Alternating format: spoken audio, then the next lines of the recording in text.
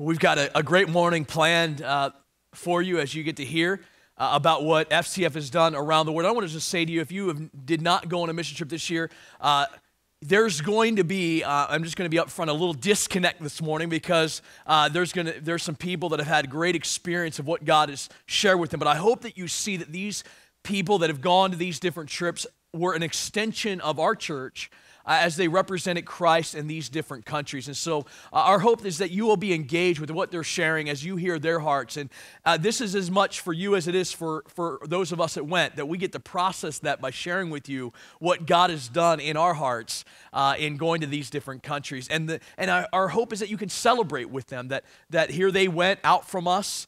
God called them out and they raised money, and they went out to these different countries and were able to see God work in a great way. I want to introduce to you, probably many of you know who this is, but I want to introduce to you Dave and Diane and Doug Glaze. Many of you know Dave and Diane. Dave, in fact, when I came here 5 years ago, Dave and Diane were leaving. They were getting away from me. No, not really. They had been called to go to Nicaragua. They were heading to Costa Rica, via Costa Rica, to learn Spanish. And so as I was coming in, they were leaving. I remember very quickly when I got here, they had their a service that was sending them out, and just a great time as they went out to become missionaries. And many of you know their story. We've shared before, but through the years, they went to Costa Rica, learned the language, then ended up in Nicaragua.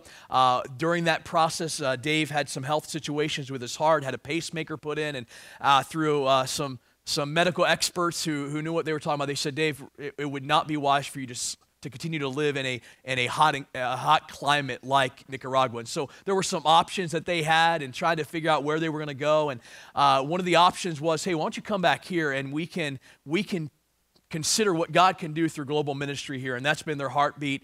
And so God brought them back here, and it has been a great blessing to have them back. And they've been a great blessing to our church. And this year, there have been more people that have gone on global ministry trips. There have been more strategy being planned and some different things that are even being planned for 2013 that are in the works. And what I love is if you talk to Dave and Diane, here's what they're going to say to you. They're going to say, we haven't even scratched the surface yet of what God wants to do through FCF. And so I praise the Lord that they're here. I believe God's hand was in that, even in a pacemaker put in Dave to get them here to be able to lead trips, and they're able to go all over the world. And so I want to introduce Dave to you, Dave and Diane Glaze, and I want you just to, and I know they don't like this, to be honest, they're kind of they don't like to be out front, they like to be behind us, making this stuff happen, but I just want to give them a great round of applause for all the work they do as part of our staff and helping lead these teams and to go on trips and to be able to make sure that we have connections with our missionaries and to strategize how we can be a church that's not just tunnel focused in our own little world, but we're a church that is about the nations. And so I just want you to give a great round of applause for Dave and Diane and all the work they do as he comes.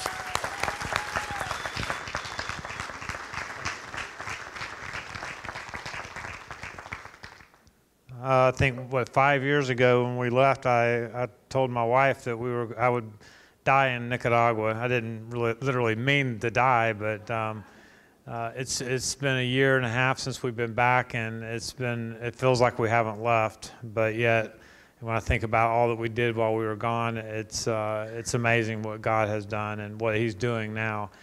If you haven't noticed all the blue shirts, today we have our mission awareness is going to be a little different today. Instead of hearing a sermon from one person, we're going to hear sermons from many people. And it's just an opportunity for us to share what God did in our hearts. Generally, in the past, we've always done a trip report after each trip. And so this year, what we've done is we've held all the trip reports until the last trip is taken. And we're going to do it all on one Sunday so that everybody can share. And if it goes like it did this morning, there was tears shed already. What happens is, and people will share with you a little bit what God does on a missions trip, but it's something that you can't really do in a slideshow, and that's one of the reasons why we do the sharing, is for you to hear it from more than just Pastor Dave about how great global missions trips are, but to hear it from the people who have actually gone and hear what God's done in their hearts. So I'd like for all the team, the global ministry team, to come up and stand up here so that the church can see everybody that's been involved. If there's anybody outside, they can come in. I don't know if there's anybody on the tables. As you leave today, look at the tables out there. Everybody that bought souvenirs, there's some fact sheets about the countries we've been to, and the teams are out there manning the tables so you can ask questions, get some personal perspective. For me, it's an awesome thing to see this large of a group of people that have saved money, sacrificed, and put themselves in harm's way in some cases, and definitely put themselves outside of their comfort zone to travel outside the U.S. to spread the gospel. And what's amazing is God does not need us to spread His word, but what's awesome is He's chosen us to be the vehicle to take the word. And these people have gone outside the box of what we are normally used to, and they've made a trip internationally. And we're going to hear from different ones today, but I just wanted to recognize them, give them a hand of applause for their commitment and dedication. Some have gone on more than one trip this year, so it's been a great year. Next year, like Pastor Dave said, we have opportunities for even more trips. So if you haven't been on a global ministry trip, then sign up out back, see me or my wife. I wanted to point out my wife and my son. This is my youngest son, Douglas, and my wife down here, Diane, in case you guys don't know who's who. So if you would all go ahead and have a seat. This year we went, our first trip of the year was to Ecuador, and Lloyd O'Neill was the person who's has a real passion for Ecuador, and he's actually in Ecuador today. So keep him in your prayers. He can't be here, but we did have others that went on the trip to Ecuador. And if you'd go ahead and roll the slide, we're going to show a slideshow of each trip, so you're going to get a chance, and then we're going to talk in between. So go ahead and roll the slide for Ecuador.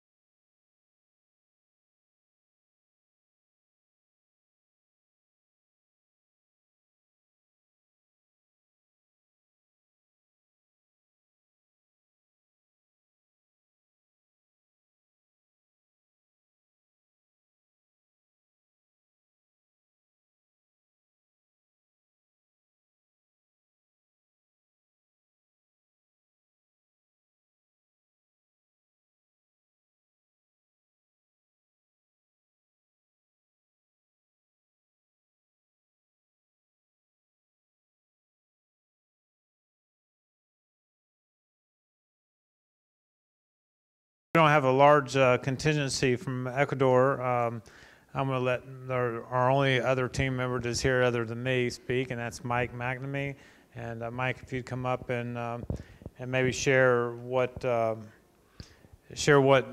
you saw there and what ministry opportunities are available and how it impacted your life. Okay. As he mentioned, Lloyd had gone to Ecuador for the last couple of years, and the lot that was shown where the children's ministry was conducted was actually from funds that Lloyd has been able to raise and take down there, that they were able to purchase the lot.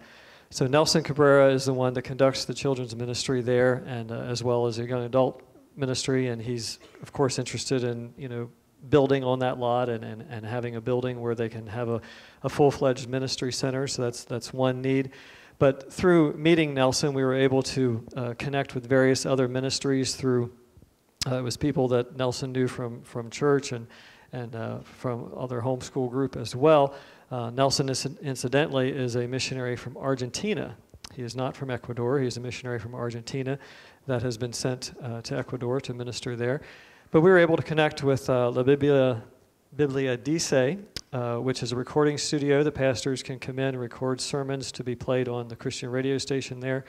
We were able to connect with the Bible Institute there. We were able to connect with a gentleman who had a farm near the beach that he wants to develop into a camp to take all children of all ages up through teens to this camp, and then take them to the beach to minister to the beach, because he's connected with another gentleman that's beginning a church at the beach, and they're just meeting in a thatched hut, for lack of a better term. So there's lots of needs, lots of ministries that we connected with to try to see where we were most needed and where we could make the biggest imprint. And hopefully, as these things are shared with you guys, and as the Lord works in your heart, someone might say, well, I'd really like to go down there and I'd like to see them build that ministry center, or I'd like to go down and I'd really like to be involved in the kids' camp to get that going, or I'd like to be involved in the church at Kanoa to see that blossom. So as you listen to the things that we talk about this morning and pray and see what the Lord does with that in your heart, that's what this is all about. One of the things that Mike mentioned was the Bible Institute down there, the Bible Institute in Ecuador. For me, one of the biggest impacts was getting a chance to talk to one of the men there who knew that Jim Elliott and the group that went down and were killed. The movie was made after the End of the Spear. He was a personal friend of theirs, and they've stayed there, and they have done so much. Their ministry has grown enormously. They're taking tribes people from the mountains, from the jungles, and from the plains of Ecuador, and teaching them the Bible, and then sending them back out into their prospective areas to teach the Word of God, which is an awesome ministry, because we can't be near as effective as they can be themselves in their own country, in their own culture. So it's a great work they're doing there. The next trip we took was to Nicaragua. Actually, we were in Nicaragua 2 times.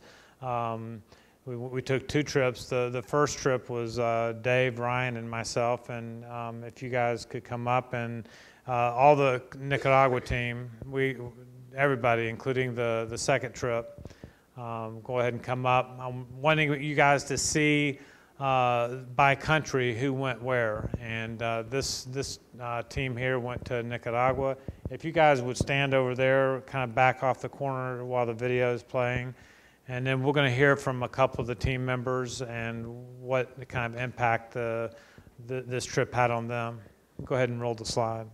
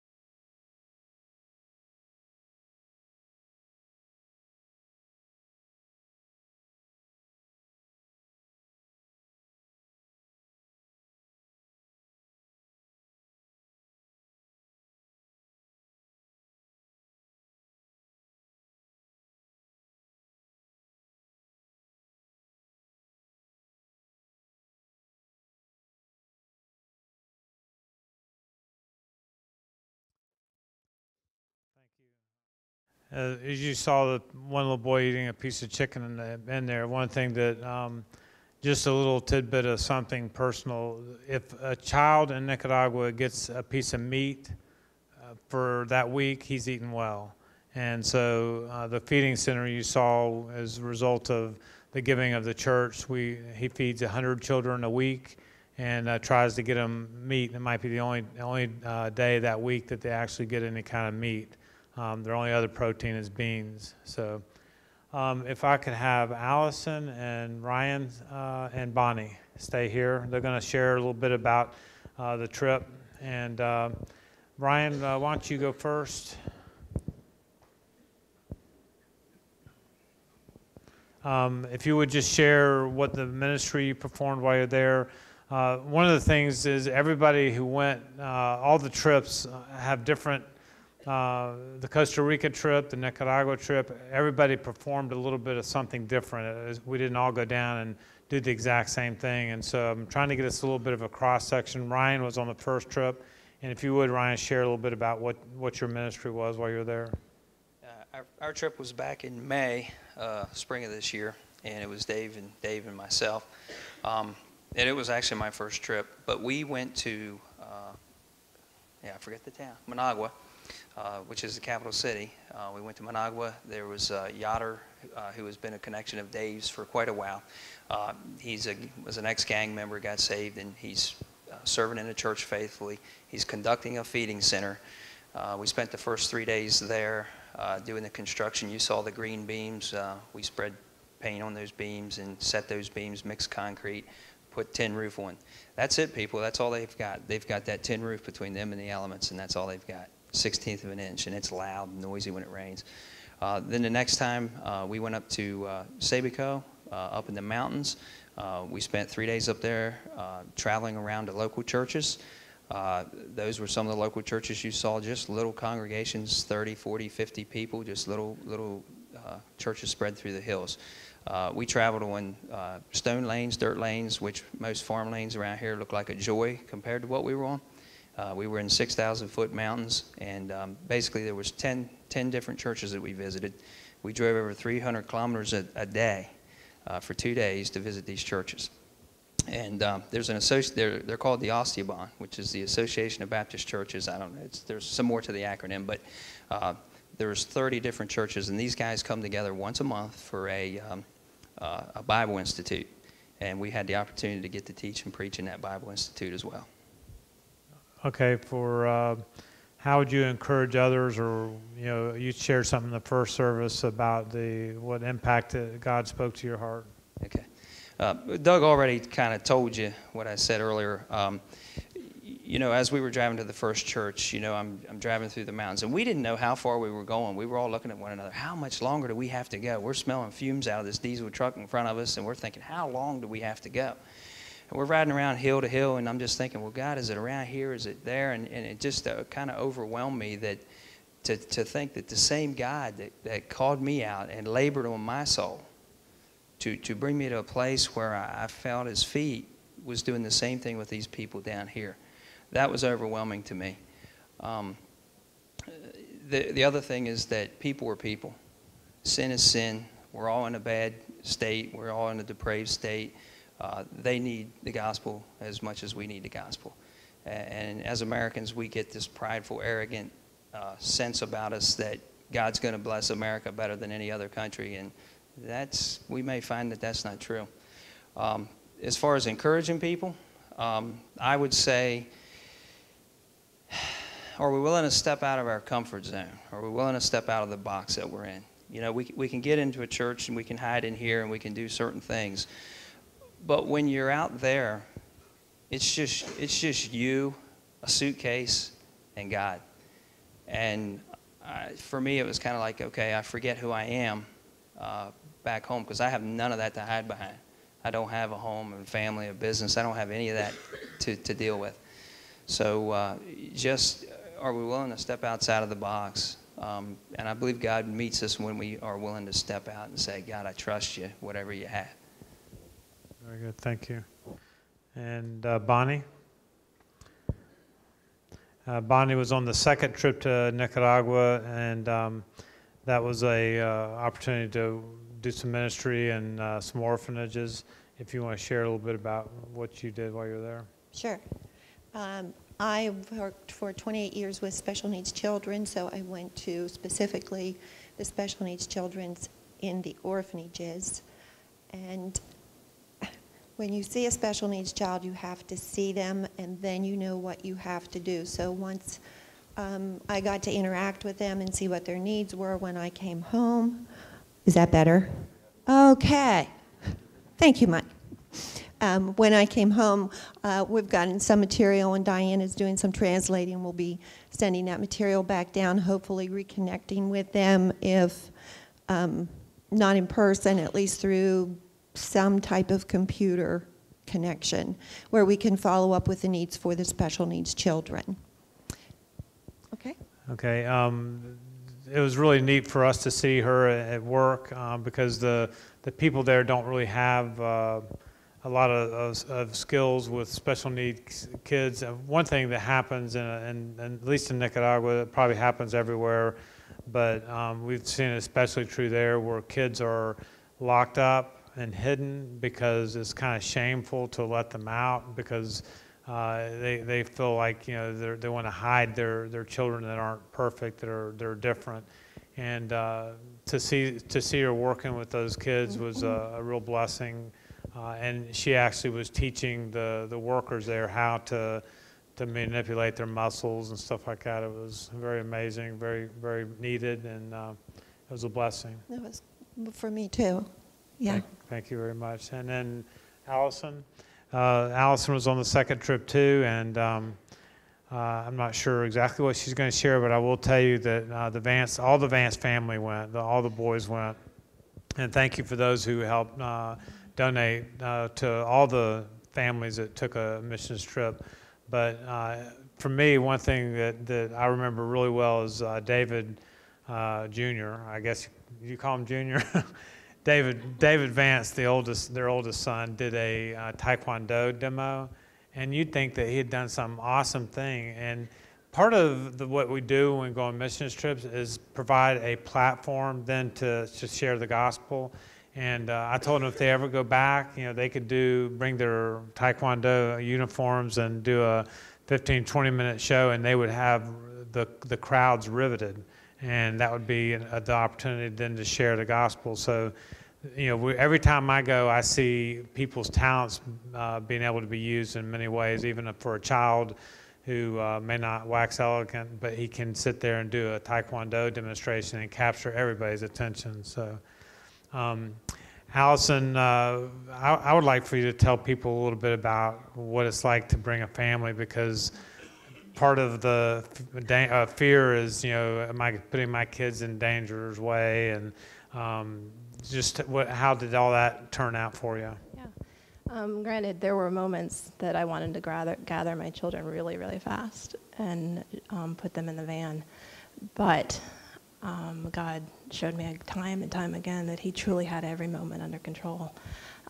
If you have the opportunity to go as a family, I realized it was a huge undertaking and expensive, and I cannot thank you. Many of you helped send us on this trip, and I cannot thank you enough for that. But to be able to experience that with my family made me at home there.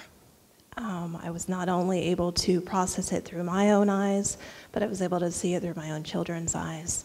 And I didn't have to think about what was going on at home with my kids, with my boys, but I was able to enjoy and serve alongside with them. To be able to see them use their unique gifts, as Dave's already mentioned with David, with his Taekwondo. Each of them play with the children, just something as simple as water balloons at an orphanage. It was a joy and quite a privilege to be able to do it with my entire family. So. And you were going to share about the experience. How do you relay through pictures or through sharing? Yeah, definitely. I spent the last 15 years of marriage watching my husband go on 1, sometimes 2 or 3 trips a year.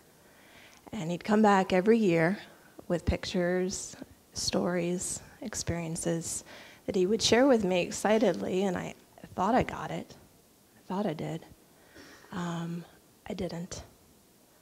You have to be there. There's no comparison in hearing about this compared to actually being there physically, smelling the smells, being in the heat or cold, wherever you go,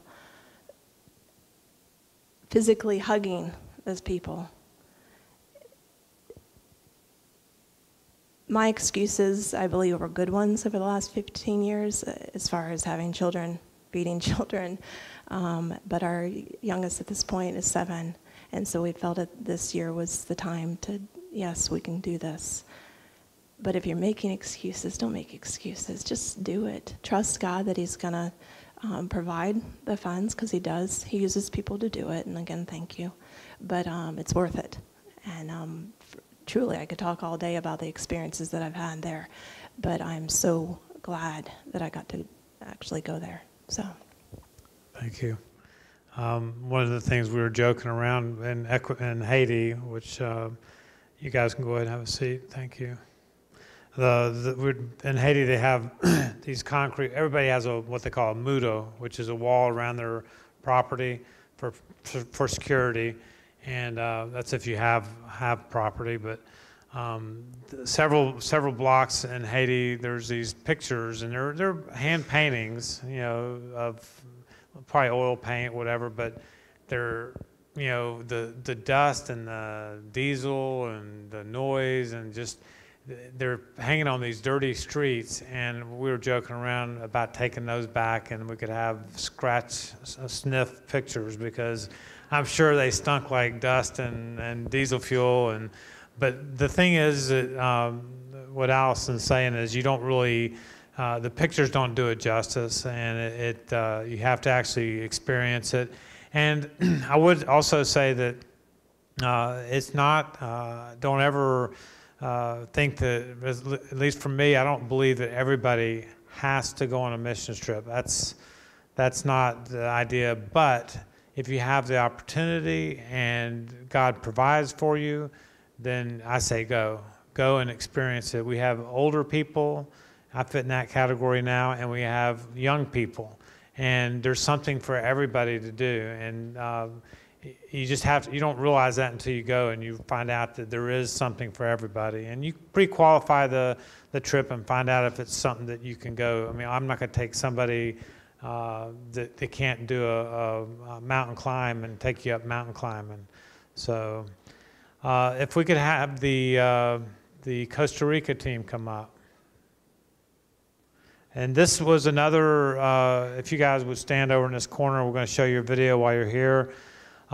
This was another family trip. We had several families that went, and it really touched their lives. We met last night just to get together, and what happens is these trips build a camaraderie between the team members, and I feel like now everybody, even families obviously have a camaraderie, but we all kind of bonded, and you'll hear some people share about that. If you would go ahead and play the next video.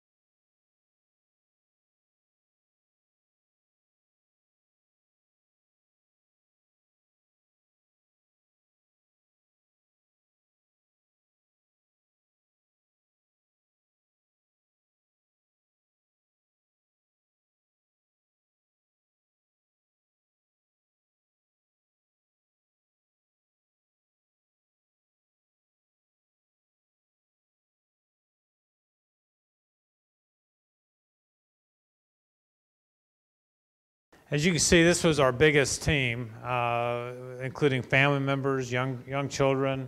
It was an awesome time, and we're going to hear from at least one of the children and just kind of a cross section. If Kelly and Scott and Grace could come up, and everybody else can have a seat. Thank you for coming up. When people are, when you're leaving today, if you visit the tables out there, we have the different teams manning the tables, and to get information about what they did, to see some of the little things, some facts about the countries they were in. Kelly, would you like to start us? And just share the ministry you performed while there. Come on, Grant. Doug, myself, we decided early on to just jump in on this trip. And as Allison said, I strongly encourage you. Your excuse is invalid. If you think your kids are too little or you don't have enough money, you're probably right. But it's amazing the impact it had on our family. And I think if you'd ask any of our kids, would you rather have gone on vacation, or are you glad that we took that missions trip? And I can confidently say that we are so extremely grateful that we jumped in and took this trip. So as mom, I was just going to go along for the ride to make sure my children didn't get kicked out of the country. Everything's going to go okay. And come what may, then Diane and April come to me a few weeks before the trip and say, hey, instead of helping us like with VBS, would you like to work with the youth? Sure, I guess, like that's fine. Like, what do you want me to do? I'm not very good at crafts, so sure, I'll do it. Well, how about you teach a purity and sexual health class? I'm sorry? Well, I wanted to be stretched, and God certainly has a sense of humor, and I was. I speak no Spanish, pitifully, if any. But it is amazing how the curriculum came together. We talked about conformity, about peer pressure, about sexual health, and then the last day we talked about restoration. If mistakes have been made, how God can redeem us and even use those ugly areas of our lives for His glory. And the thing is, a teenager is a teenager is a teenager. I don't care what language they speak. To see those aha moments, like, wow. They struggle with the same things we struggle with. And another great part, and I'll quit rambling, was to see those youth leaders have the confidence and courage to speak of raw, real issues that are put behind closed doors and swept under the carpet because it's kind of taboo. And the same in America is the same there. It is the same in every single country. You need to talk about it. You need to tell them what a gift sex is from God, our Creator, and how beautiful it can be if used in the confines how He set it up.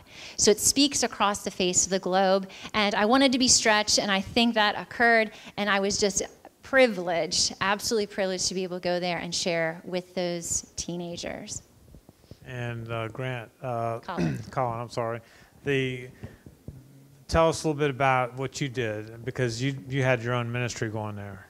Okay, so me and my brothers and Nick, Sarah, and Savannah, we all decided that while the grown-ups were doing construction and classes, that we wanted to do something. So we decided we wanted to build a little play set for them. So we took some jump ropes from the games and VBS and took a piece of wood, tied that all together, made a swing, and we made a little rope tied from a tree and so they could climb. So they had their own ministry, and what's amazing is the kids, even though there's the language barrier, you would never know if you didn't hear them talking two different languages, you thought they were communicating just like back here. And it was just neat for us to see the kids minister to their kids without being instructed in what to do. That was all their idea. They came up with the idea, they went and did it, and it was really neat to see how they bonded with the kids there in the church. So thank you. And Grace? And Grace has been involved before she started coming to FCF with a Project 320, which a lot of you guys participated in. It's a 5K. And if you want to explain a little bit about what you saw there during the work there. About 3 years ago, I saw a couple videos about moms and kids that have to walk 3 miles a day to get their water.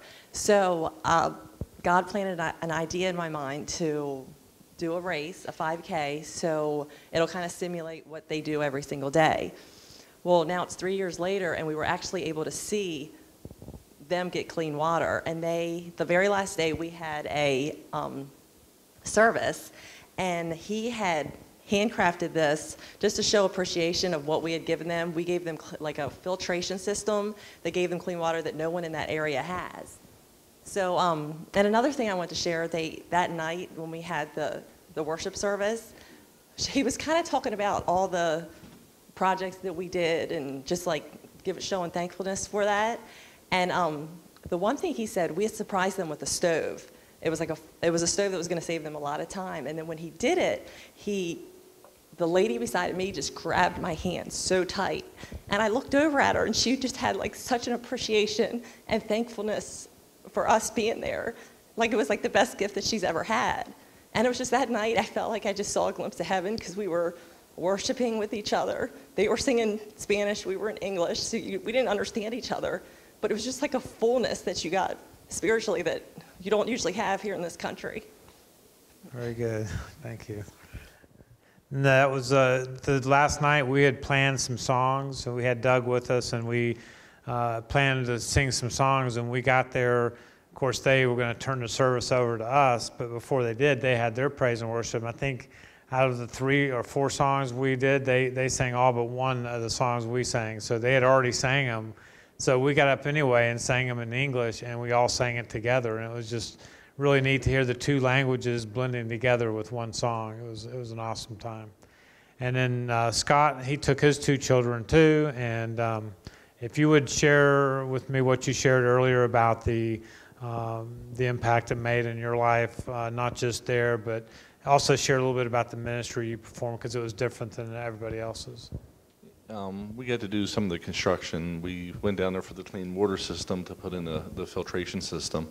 But let alone doing the clean water system, we also with Doug Nye and Matt Poe, my son Matt, we ended up, if you see the video out front, we had to spend a good many hours trying to cut this tree out by the roots with some primitive tools to begin with.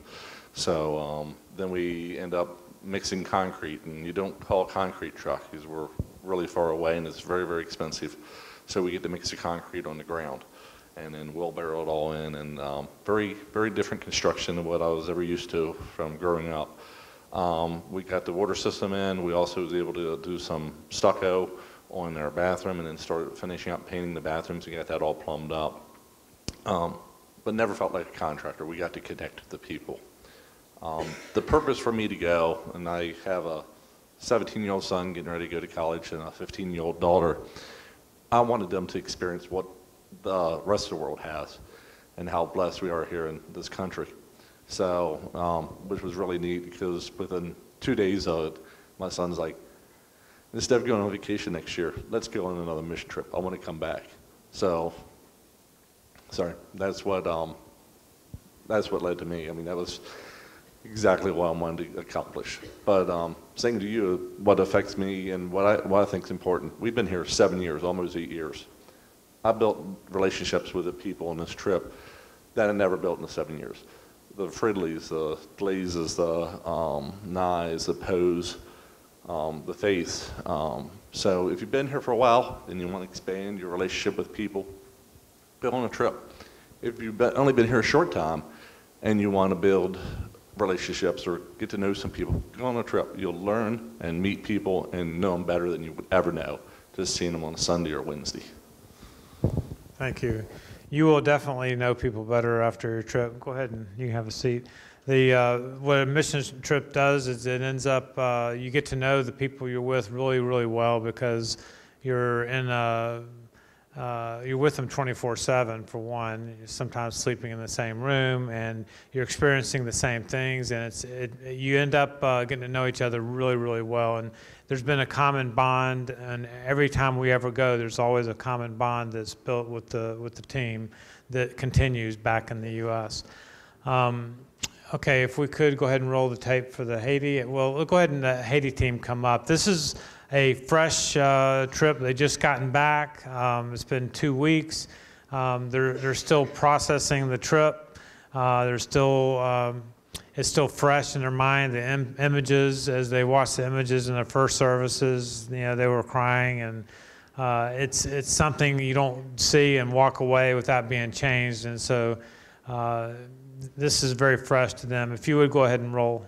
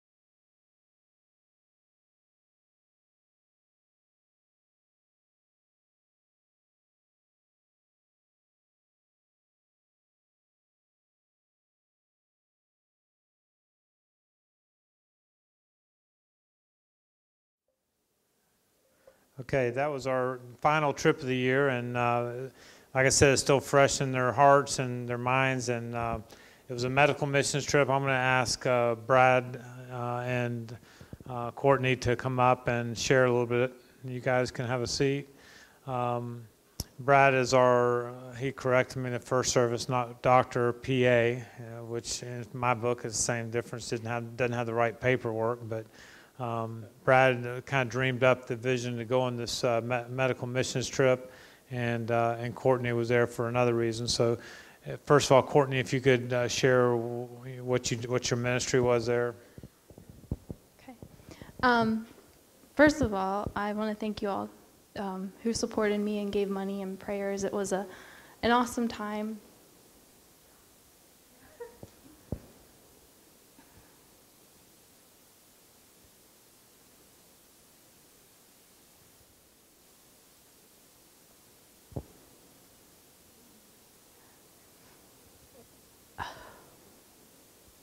I did this in the earlier service, and I told myself I wouldn't do it again. I will never take my job as a photographer lightly again. Just being able to get up close into people's faces and try to tell a little bit of their story and bring it back here. Like Allison said, it's hard to really be connected when you see a picture. I tried to do as best as I could, but it still doesn't replace going there. It was such a great and awesome experience to be able to photograph these people. I think a piece of their hearts came through when I took their pictures. Some were angry and didn't want their pictures taken. A person even flicked me off when I took their picture. Others were full of joy, and you could really see just the joy of the Lord in their lives. And I think those kind of pictures, those impacted me more than I thought they would. And honestly, this trip from Haiti wrecked me more than I thought. I've been all over the world and on a ton of different missions trips, but I came back here, and a part of me was questioning God, like, why? Why am I here? Why are they there? What's going on? And yet, again and again, God showed me his sovereignty. He doesn't make mistakes. He has the people born in Haiti for a reason, and I'm here in the U.S. for a reason. And it was awesome to see just how God worked in my life on this trip. And if I can encourage you all to be a part of something like this, a ministry of some kind, even if it's not going on a trip, but giving of your time, donations, items. We use so many different toothbrushes and clothing, and it was so cool to see Ephesians 4 at work. God handpicked the people on our team. If you looked at us, we are completely different personalities, and some people on the team are like, how is this going to work? But by the time we were at the airport at 4 a.m., it was like we were best friends. And, God equipped each of us for a ministry, and we were building up the body of Christ, and it was an awesome thing. Very good, thank you. And then last but not least, Brad. And Brad headed up the medical part of it. He's got a timer there. No one on the team flicked off Courtney. It was someone else. Anyways, I was very thankful for the team that God put together. And like Courtney said, God only knew how he was going to use us. One of the people who went on the team who was in the pictures, his name's Steve. He lives in Washington State, went to school with me. Didn't meet anyone until the day we got there.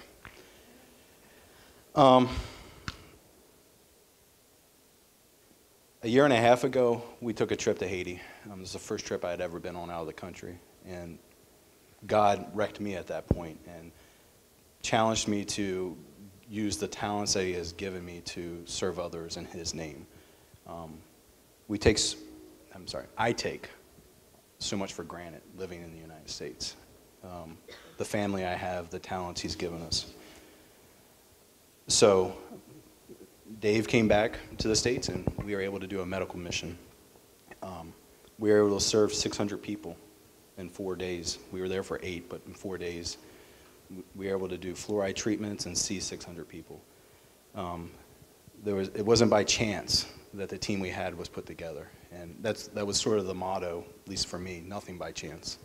There's a purpose for everything, and there's a reason for everything that God allows to happen.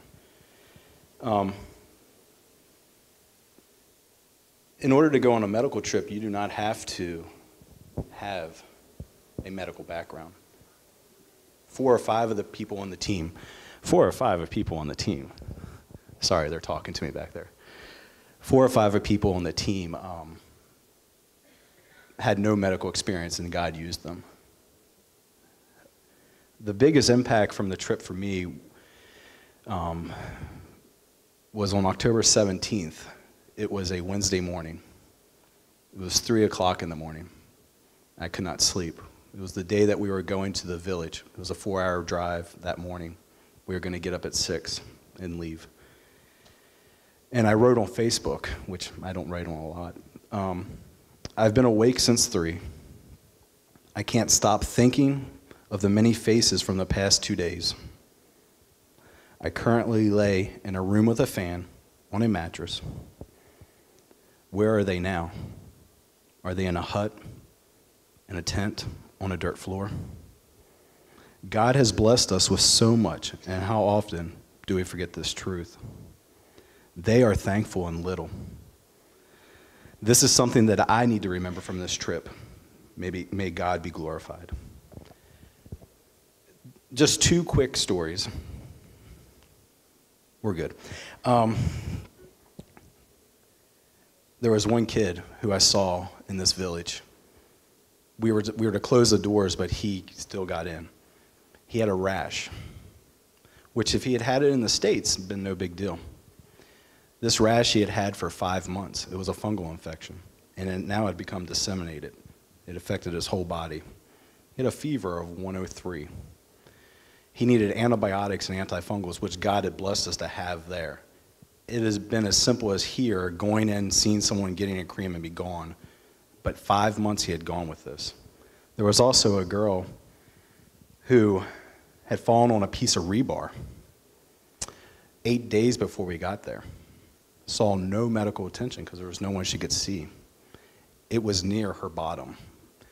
Kelly and I were able to clean it and do the best we could with what we had.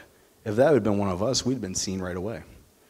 So, so much that we take for granted here. God was able to show to us that it is a blessing, and we are thankful that we were able to serve these people. In closing, I just want to leave you with some scripture about how you can be encouraged. You don't have to go on a mission trip to Haiti, to Costa Rica, to Ecuador to serve the Lord. God calls us to serve where we are. We are to serve the lost. We are to reach out to others. In Matthew 25, the final judgment, it talks about 25 verse 35. I'm going to read 35 through 40. And this is right after God has separated the sheep from the goats. Sheep on his right, goats on his left. He says to the righteous, "For I was hungry, and you gave me food. I was thirsty, and you gave me drink. I was a stranger, and you welcomed me. I was naked, and you clothed me. I was sick, and you visited me. I was in prison, and you came to me." Then the righteous will answer him, saying, "Lord, when did we see you hungry and feed you, or thirsty and give you drink? And when did we see you a stranger and welcome you, or naked and clothe you? And when did we see you sick or in prison and visit you?" And the king will answer them, "Truly I say to you, as you did this to one of the least of these brothers, you did it to me." So, no matter where you are, you can serve the Lord by reaching the lost, your neighbors, your family.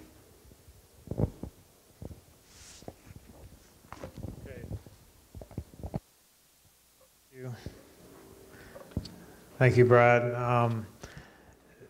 take the time to look outside at the tables out there, and those of you who are leaving now, you have plenty of time. Browse the tables. There's going to be team members that are going to be there at the tables, ask questions. Sign up for information on next year. 2013 is shaping up. We have right now 8 trips planned, Lord willing, and so there's something for everybody. And if you can't go, get connected somehow with planning and organizing, and there's something for everybody. So thank you, brother. Thank you. Wow. I realize it's hard to put that into your life because you weren't there. You know what I mean? And so there's this awkwardness of, well, what do we do with that? But I want to share 2 quick verses. Don't worry about the third service. They're used to this. So, but I don't want to, I feel like I would have failed you if we didn't follow up with 2 verses that I want to challenge you with. Psalm 67, I was thinking about this the other night. And it's a verse that went through my head one of the nights I was in Nicaragua, and I wrote in my journal this verse, and it just reminded me of my purpose. And it says this, Psalm 67, 2 verses. It says, "May God be gracious to us and bless us. May he make his face to shine upon us." Makes sense, right? God bless us. Be gracious to us, right? God has been gracious to us, has he not? Came and died on the cross. What grace is that? Rose again. What grace is that? God, be gracious to us. Make your face shine upon us. And then it says this. Why? Why has God done all that he's done for us? Why does he put us in this place? Why do we have so much grace? Why do we understand all the sacrifice that God has made for us? Why does God bless us beyond measure? Why are we in this place? And the psalmist said this, that your way may be known on the earth and your saving power among all the nations. Why has God put us here? Why has God given us so much of his grace poured out in salvation, in life, in blessing? Why? So that the nations may see what great God we serve. I was thinking about that as we think about where we live. Some of you might say, I've been asked this question before, Dave, why are we spending so much money to send teams to these foreign countries? Why don't we just send it right to them? You know what I did? I decided when I was back in August in Nicaragua, I asked one of the guys that leads the feeding center, Yader, the gang member who became a Christian, who now leads a feeding center that feeds kids the only protein they're going to get throughout the week, and shares the gospel with them. I mean, it's a dynamic ministry, and we get to support that. And so I went to the market, this Oriental market. It's called the Market Oriental. That's very dangerous, and I got to go because I have pink ninja skills, and so they let me go. But I got to go with him, and we're walking with the translator. I said, Yader, I want to ask you a question, brother. If we could just send the money, just send you the money and not come. Let's say we didn't come back, but we sent you this, literally thousands of dollars. We just send it to you. Would you be all right with that? Like, would that be better for you? I want to know seriously. Tell me honestly. I asked this question because I thought, I want to hear the answer. And through the translator, he said to me, absolutely not. He said, in fact, I never want to see $1 of your money. I'd rather you come here because relationship is everything. Building relationships with people. Why has God given us all these things? Not because the other world needs the money. To be honest, we're not going to solve their poverty issues. We're not going to solve their medical issues. There's going to be somebody else with a rash next week. There's going to be somebody else who's going to have cancer next week and not know it until it's too late. There's going to be somebody else who's going to be hungry next week even though we fed them last week. We can't solve the poverty issue, but what we can do is proclaim a message that says one day poverty will be solved. One day hunger will be solved. One day thirst will be solved. One day medical issues will be solved. So we have been given much. We've been graciously provided for so that we may proclaim to the nations, one day there is a day coming where you will never hunger. There's a day coming where you will never need a medical supply again. And that's the day that Jesus comes back or we go to him. It's the gospel, is it not? The gospel is that one day all of this ends. The message of hope that you and I get to graciously understand in this country that they don't get to understand. And that's our calling. And I want to encourage you. I believe it is our purpose. It is our desire. Every person that attends our church, every person that steps foot in FCF, our prayer would be that you understand that we believe and live what we believe. And that we go forward in the nations and that we believe. And if you're here, we pray that you believe you do make an impact. You have been graciously provided for so that you can make that known to the nations. And that is our heartbeat, that we would be a disciple maker of all nations. Let's stand together as we pray this morning.